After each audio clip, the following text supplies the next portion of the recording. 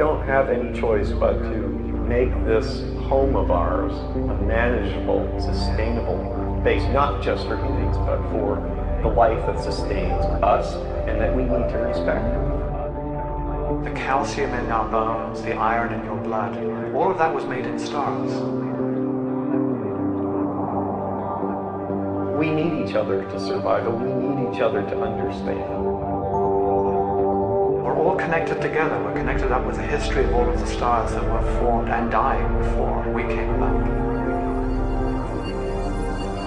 Is it worth flying off to another Earth to bring our problems? Is it worth going to the moon to put up a Hilton hotel? We are our own worst enemy. Our salvation is on this planet.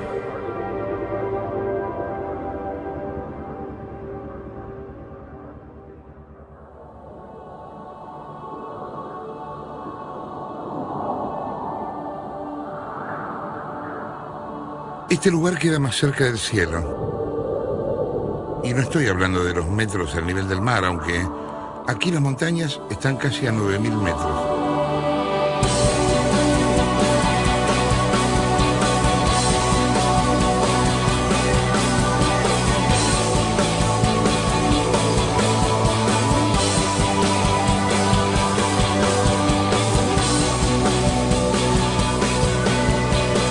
Aquí en Katmandú, como en la India, las personas viven con el alma del lado de afuera.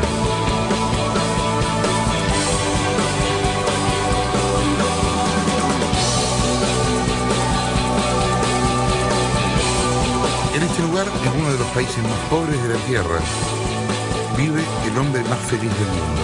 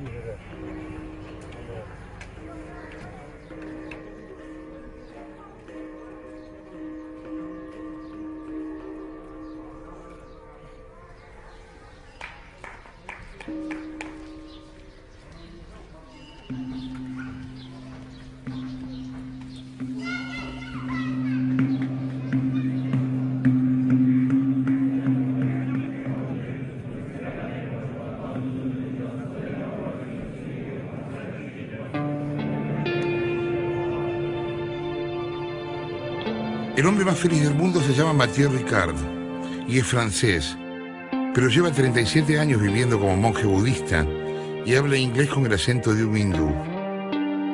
Ricard es hijo de un filósofo y una pintora.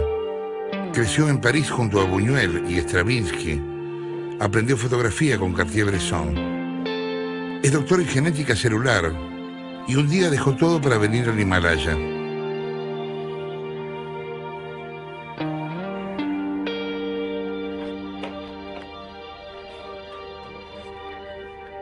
¿Se es más feliz cuanto menos se necesita? I think simplicity is wonderful. Simplicity of mind, simplicity of speech, simplicity of action. You see, the mind, intelligence, can be your best friend and your worst enemy. Matthieu Ricard hoy es objeto de estudio en sí mismo. La Universidad de Wisconsin lo analizó durante meses para detectar su nivel de estrés y para descubrir los efectos biológicos de la meditación en su cerebro. Mientras midieron la felicidad en cientos de voluntarios con un nivel de 0.3, Ricard logró 0.45. Y desde entonces lo llaman así, el hombre más feliz del mundo. People sometimes so complicated, hope and fear, rumination inside, so much trouble. It doesn't mean that you are stupid, but that means you don't fabricate your own problems. So simple life comes from a simple heart.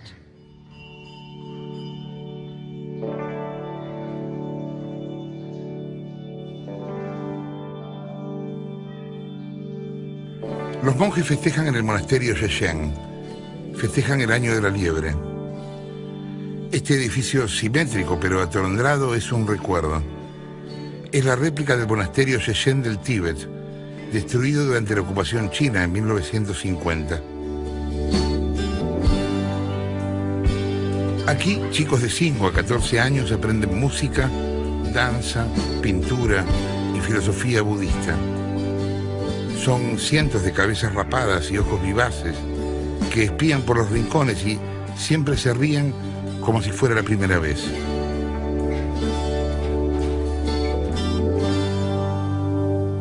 I think in the last 20 years, it became more and more clear our mental state can influence our physical state. Like I've been now engaged for 10 years in some neuroscience research about the influence of meditation on the body. And for instance, meditation on altruistic love, we have shown increase the immune system, diminish the inflammation. So there are definitely benefits to the body to train the mind. The goal is to train the mind, but also there are effects beneficial to the body.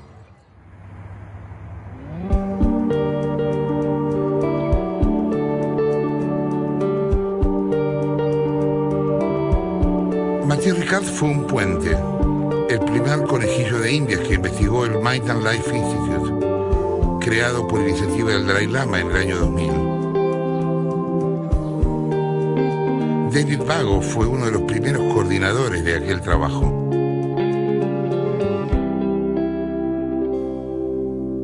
We know that there are specific parts of the brain stem, specifically in the midbrain, that respond to pleasurable stimuli.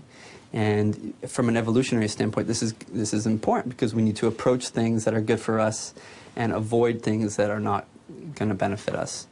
The thought alone of anything could cause anxiety of what's going to happen this evening when I have this meeting or this dinner date or when I'm in traffic later on, I can't deal with traffic. Just the thought alone is what's causing the anxiety, and that if we continue along a trajectory of letting our thoughts be so reactive, they can cause a lot of stress on our system, on our organs, on our mind, on our sympathetic nervous system, and that actually is not good for our immune system, it's not good for our mental health, so not good for our physical health. Meditation means to cultivate, to transform the mind, to go from mental confusion to awareness, to wisdom, to get rid of the mental poisons. That's the goal of meditation. Hay un ruido confuso e infernal, parecen gaitas y tambores, y el mundo empieza a temblar. El ruido es un camino. Con ese ruido los monjes de Shechen entrarán al silencio.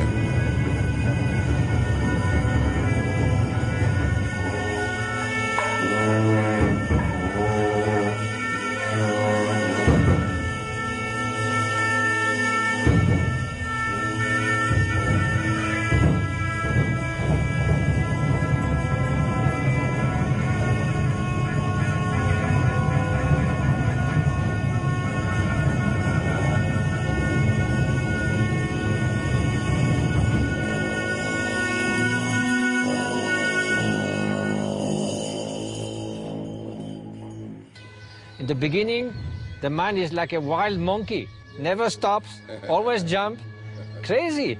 And slowly, slowly, more calm, more clear, still very, very vivid.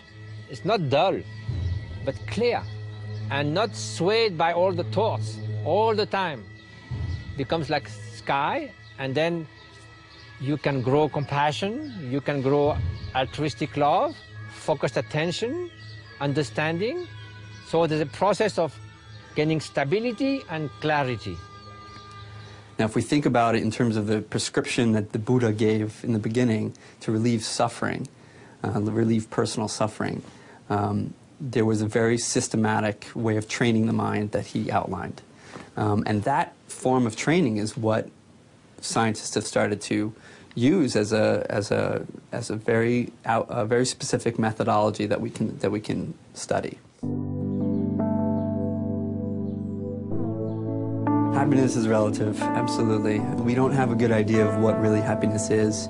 It can be described as just contentment or relief from some other form of suffering, ecstasy, sexual sort of excitement. There's so many forms of how we describe happiness, but it's a very vague concept. We know so much more about suffering and pain and unhappiness than we do about happiness.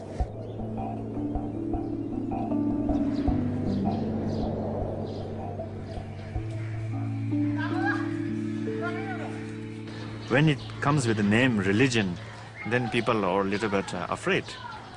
If exercising 40 minutes is good for your health, and if meditating 45 minutes is good for your brain, so there's nothing wrong with that, you know.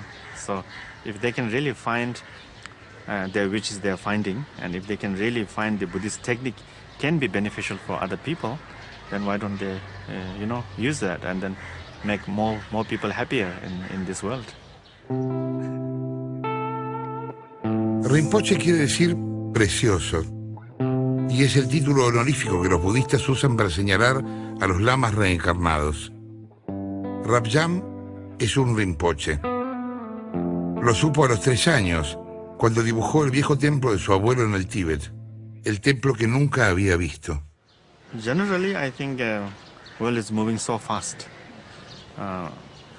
If we think back 20 years ago, and then we never thought what we are now, not even we imagine. Example like 20 years ago, we never thought everybody will be walking around with a telephone in their pocket.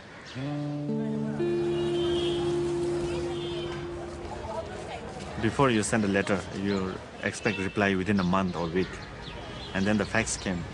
People expect you to reply within 2-3 days. And now email.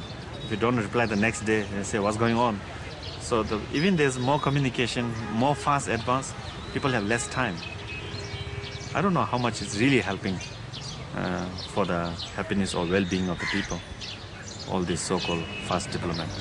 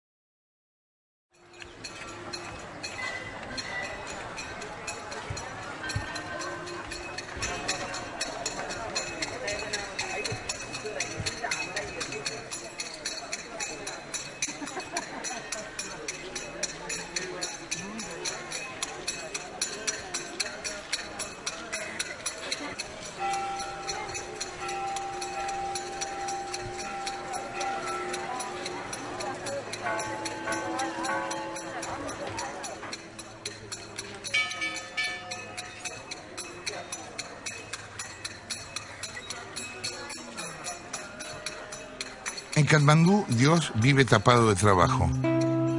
Todos hablan con Él, sueñan con Él, meditan con Él, lo buscan, le rezan, le hablan, le confiesan, lo añoran, lo escuchan. Esta es la ciudad de los templos budistas e hinduistas, la de los uniformes divinos, los hinduistas ataviados con sus saris, los budistas envueltos en las túnicas amarillas y bordó. Es también la ciudad de los caminos, de los que llegaron aquí por el camino corto de las drogas en los 60, o por el camino largo de la meditación.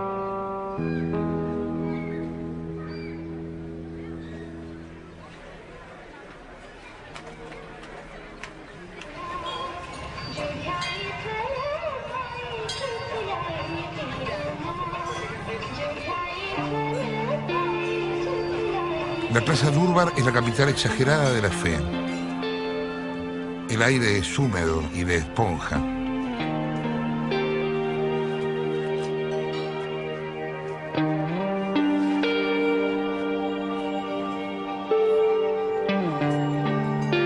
Hay incienso y fuego y gente y más gente que se tropieza en su camino al paraíso.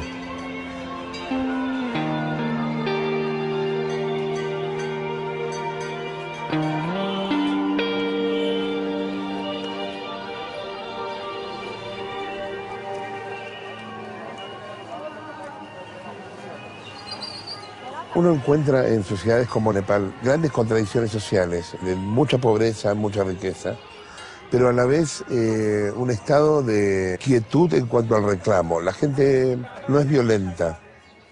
La religión en ese caso funciona como catalizador de esa violencia, evita que esa violencia suceda. At least in a Buddhist environment, like or in an Eastern environment, I think the people are trying basically, because it's less individualistic society, so there's less space for resentment. It's more based, the villages, the communities are more based on family structure, big families, or cooperation in the village.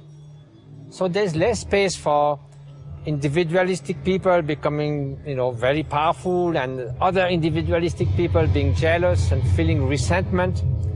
I think the fact that in the Buddhist culture, there's more this feeling that all sentient beings are equal and that we should cultivate compassion. So it is not passive, but it's just a better, I think, understanding of a less individualistic society.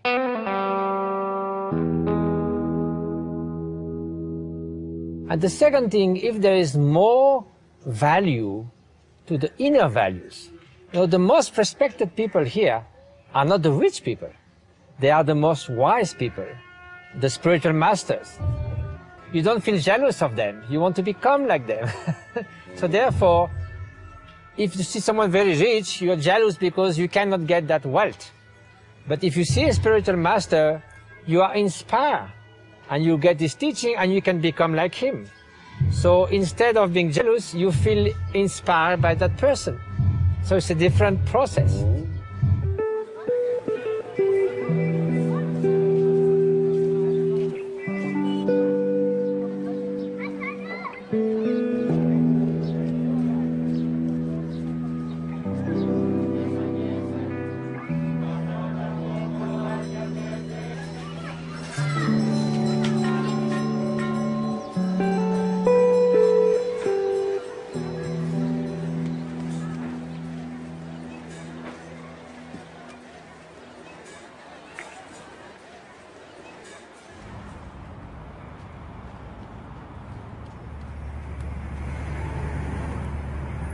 Usually there's a metric for measuring happiness through general well-being. Ditella and McCullough in 2006 put together a number of graphs that sort of graphically depict how we experience happiness. And so they showed in relation to global domestic product, so the GDP. The GDP is usually a good assessment of how society is doing, and most people equate material wealth and gain with source of happiness. And this graph actually shows you that that's not the case. From when they started measuring this, they show in 1975 all the way to the current day. Actually, this may be around 1998. The GDP has been getting progressively larger in the U.S., and most developed countries actually have the same sort of result. So as the GDP goes up, happiness does not.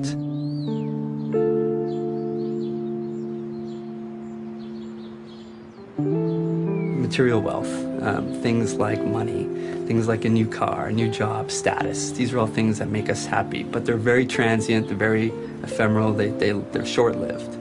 But a more sustaining or long-lasting form of happiness is harder to obtain, and we know that. But as this field is continuing to grow, I think we're starting to understand that there are very specific practices that one can cultivate, very specific skills that you can cultivate to achieve a longer lasting happiness.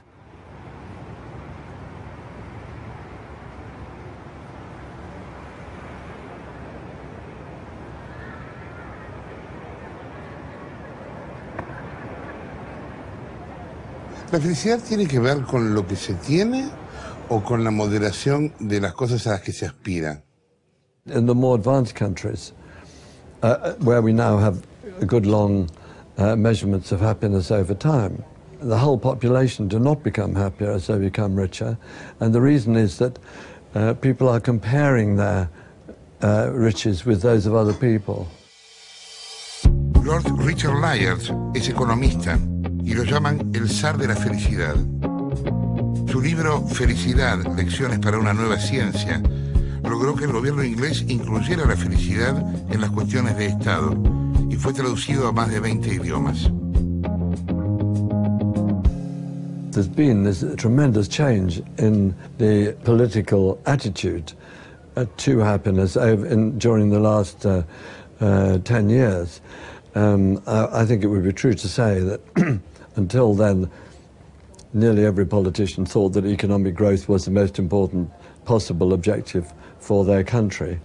And they have looked at other measures like happiness as alternative measures to the gross national product, which is very much influenced by the fact that we have not had increases in happiness as people have become richer in Britain nor in the United States. And that therefore we should be turning to these other sources of happiness, human relationships, and of course the inner sources of happiness that Matthieu Ricard is very concerned with. These should be the focus if we actually want to get onto a higher level of happiness. Interestingly, this depends on a very critical factor, the happiness and household income. And that correlation, that positive correlation that you see here, is really dependent upon that one critical factor, and that's that whether the relationship that the people have with their neighbors, with their friends, with their peers. If they know that they're making more than their peers and their neighbors, then they're happier. But if they think that they're not making more money than their neighbors, then they're not happier. So that's a very critical sort of point in understanding how happiness relates to income and material wealth, material gain. ¿Qué cosas tiene? My things is, what brings me joy is to take care of 20,000 children with our humanitarian projects, to help 100,000 patients with our clinics. And besides that, I have one pair of shoes. One? And another one for inside. Two? Two. Okay, looks. I have no house, no land, a small room here, of course, I'm welcome. I have a small hermitage in the mountain, but belongs to the monastery, so I'm free. La identidad de los países se muestra en los silencios y en los pequeños gestos. Tendrían que haber visto, como vi, la actitud reverencial de los tibetanos con sus monjes. Al saludarlos se inclinan respetuosamente, casi hasta llegar al suelo, y el monje les pone la mano en la cabeza como si fueran niños, quizás porque esos son, y luego se levantan y se van felices, habiéndose inclinado ante la sabiduría. Yo me siento nuevamente ignorante, parte de una raza que se inclina ante un BMW o un Rolex. Definitivamente idiota, un frívolo, envidiando a los que no tienen nada.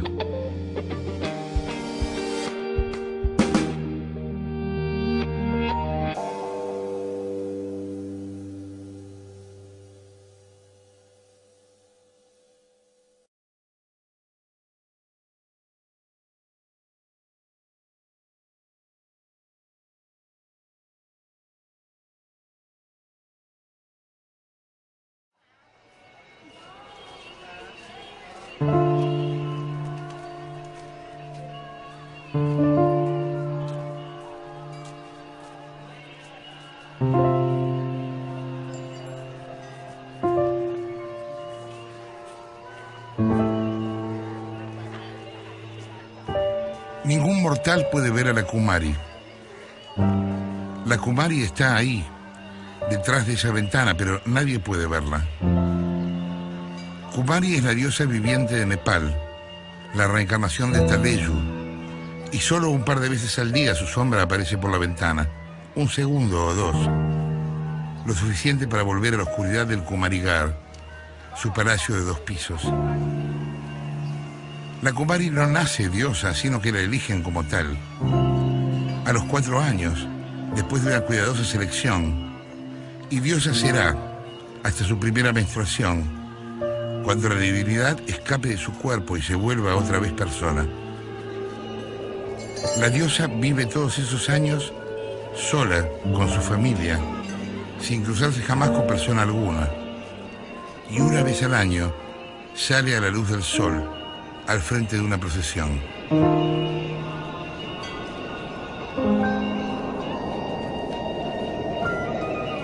Cuando dejó su carrera para empezar a venir a estudiar budismo, ¿con qué pensó que se iba a encontrar? So first I came to India, to Darjeeling, and I had seen documentaries about the great spiritual master from Tibet who had fled the Chinese invasion of Tibet. I was so impressed, I said, I must go and meet these masters. So I didn't know yet, I was out of curiosity, but after I met them, I realized they were really extraordinary people. So I went back and forth for many years, and after 6 years, I finished my PhD and I decided to live there in Darjeeling in India. ¿Y qué fue lo que lo decidió? Well, first it was the actual meeting with those very wonderful persons. But there was something about them, it is difficult to describe, about wisdom, about compassion, about this serenity, inner peace. They were the example of what they teach. Matthieu Ricard maneja proyectos humanitarios en Nepal, la India y la región del Tíbet. 16 clínicas y 7 escuelas que albergan 800 niños que viven como nómades en el Himalaya. Su ONG se llama Karuna Shechen. Karuna significa compasión en sánscrito.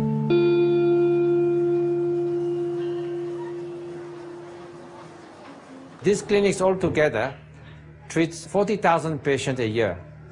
Now we have 10 years of activities, 50 people work here, and half of the patients are treated for free.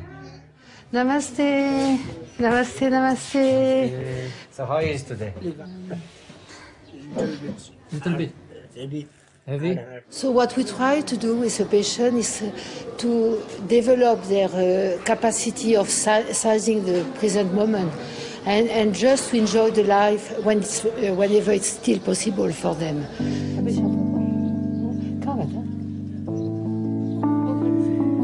We have to be good at listening to the patient, listening their fear about the imminent death, their fear about what will happen when they will disappear, and especially for their children.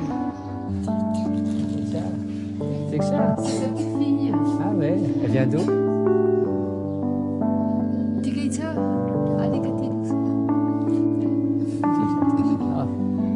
We have allopathic medicine, the Western medicine, and we have also Tibetan medicine, we have dental clinic, we have palliative care, we have also acupuncture, physiotherapy sometimes. It's quite large possibilities for the patient. So this is part of our humanitarian effort within Karuna Shechen, the foundation that now we did 111 projects since 10 years. So this is one of our main projects. Matthieu wanted to call the association Compassion in Action. But this seems too much Buddhist philosophy, so it changed with Karuna Shechen. Karuna means compassion in Sanskrit, and Shechen is the name of his monastery.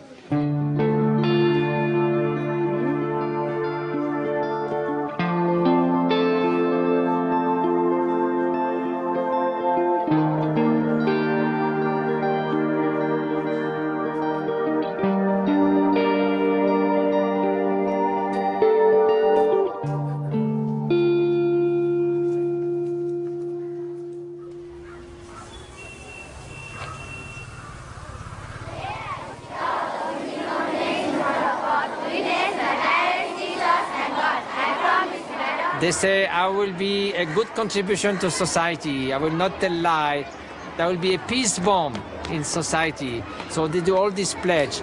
And when they sing, they say if your eyes see everything as thorn, then the thorn is everywhere. Is your eye is a flower, then you see flowers everywhere. So it's education of the heart also. Go.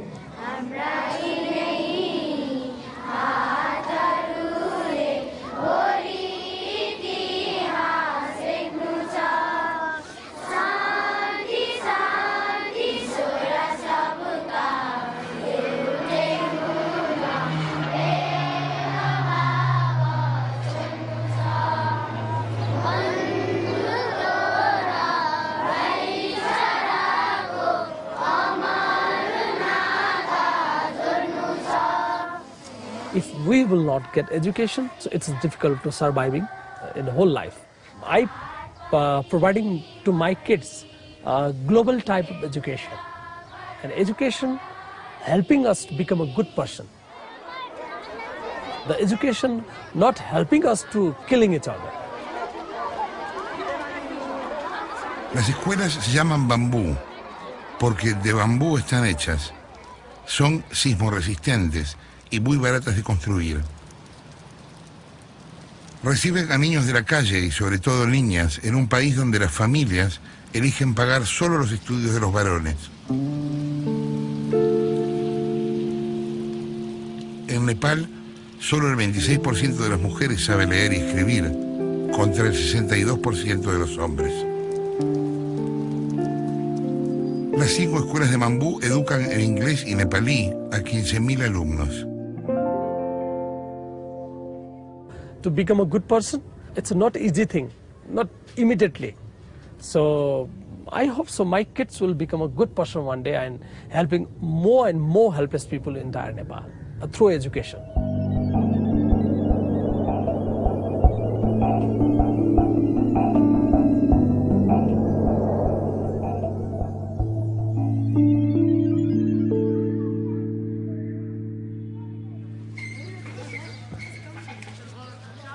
Compasión es una palabra difícil porque en español se tiene compasión por alguien inferior. ¿Usted habla de compasión en el sentido de hermandad, de fraternidad? It is the same problem in French. Okay. In French, compassion is like pity, so very different. In Buddhism, the root is altruistic love, the wish that all sentient beings, not only human, but all living beings, find happiness and the cause of happiness.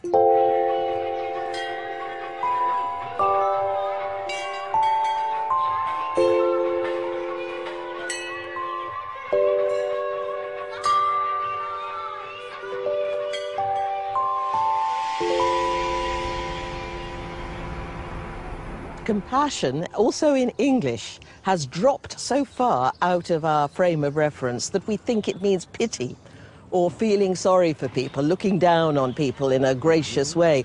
In fact, it comes from a Greek and Latin root, meaning to experience something with something else. That's to put yourself in other people's shoes. The golden rule, look into your own heart, discover what gives you pain, and then refuse under any circumstance whatsoever to inflict that pain on anybody else. Never treat others as you would not like to be treated yourself. Now, in the Buddhist tradition, the word translated compassion is karuna, and that implies an absolute positive determination to rescue all peoples from their pain.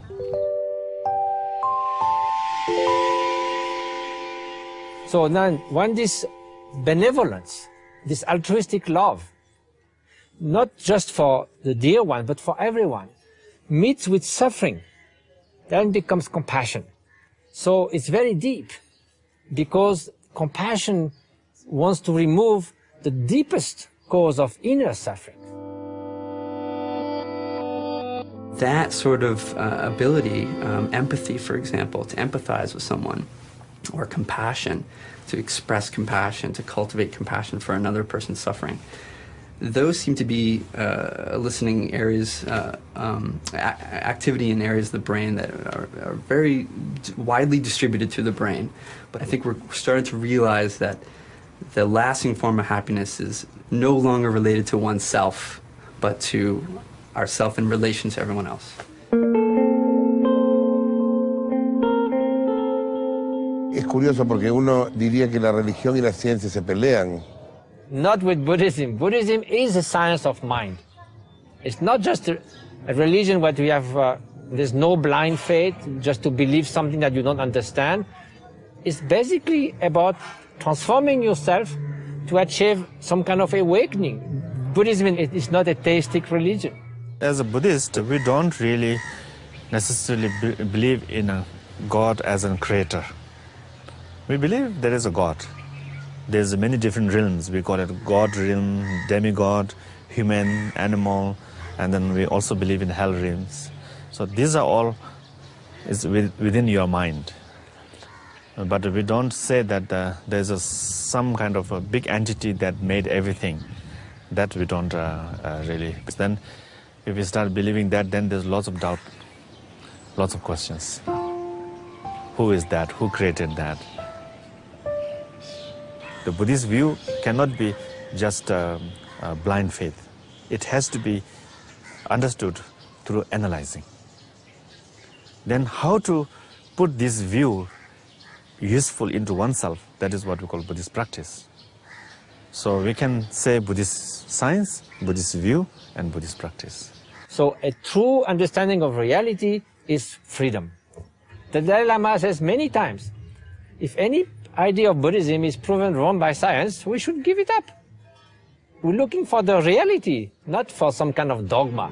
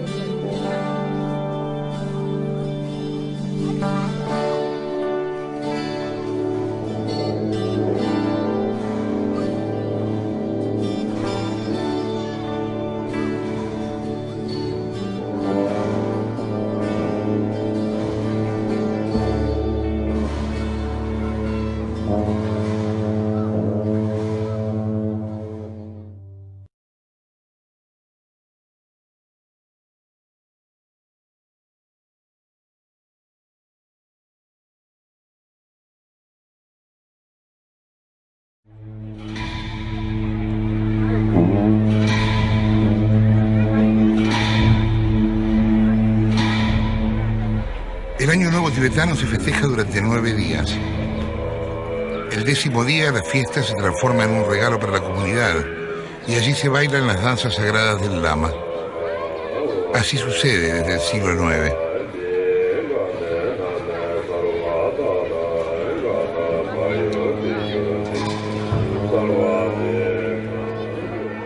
Every aspect of the costume, there was mask of the objects, is symbolic. Some are symbolizing the transformation of the 5 poison of hatred, attachment, jealousy into 5 wisdoms. So everything has a meaning, and it is a projection in the outside of inner meditation. It is a meditation, but with gesture.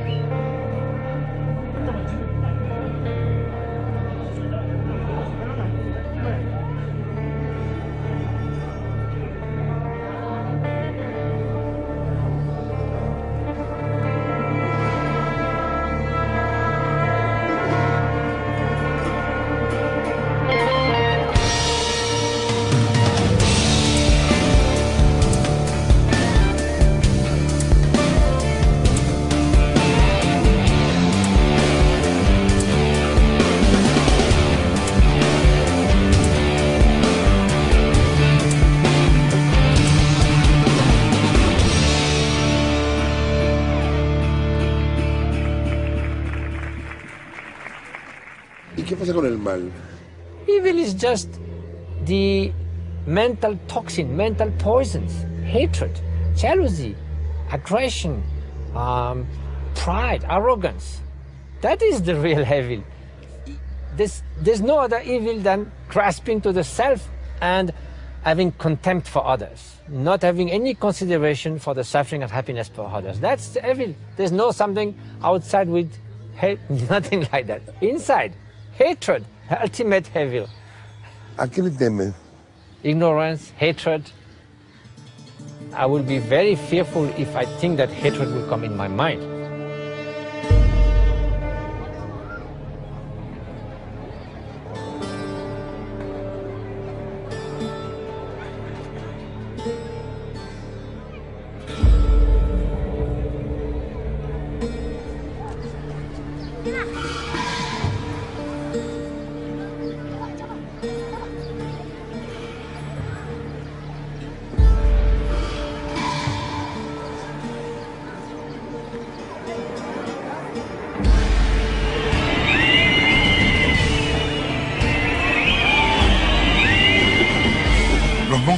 sacan afuera sus demonios para poder desprenderse de ellos.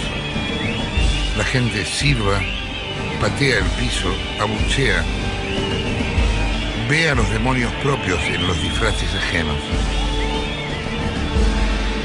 ¿De qué tendría que disfrazarme acá? ¿Cuáles serían mis demonios?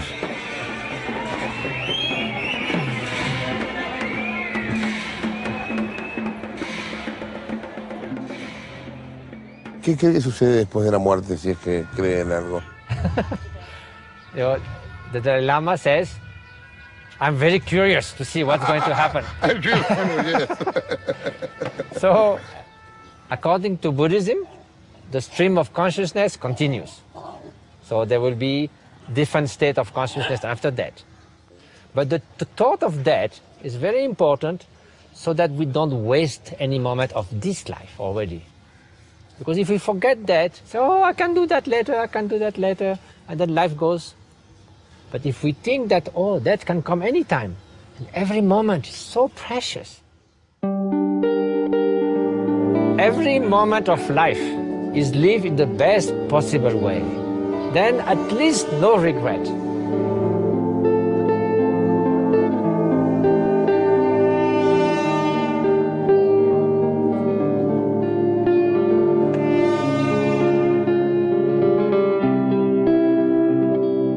Every living being, not only man, wants to be happy, doesn't want to suffer. Nobody in this world wakes up in the morning thinking, may I suffer the whole day and if possible my whole life. We need not only to achieve happiness, but we also need to contribute to happiness of others. So selfish happiness does not work. Altruistic happiness, concerned by others, that is, I think, a much better mission.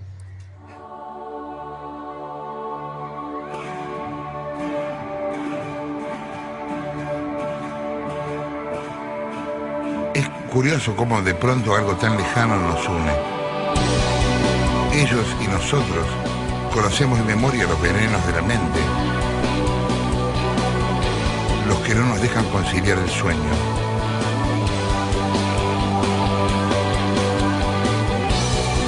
Ojalá fuera tan fácil sacarse los demonios así, romper las máscaras, patearlos en el piso, reírnos, nuevos, frente a lo que ya no queremos ser.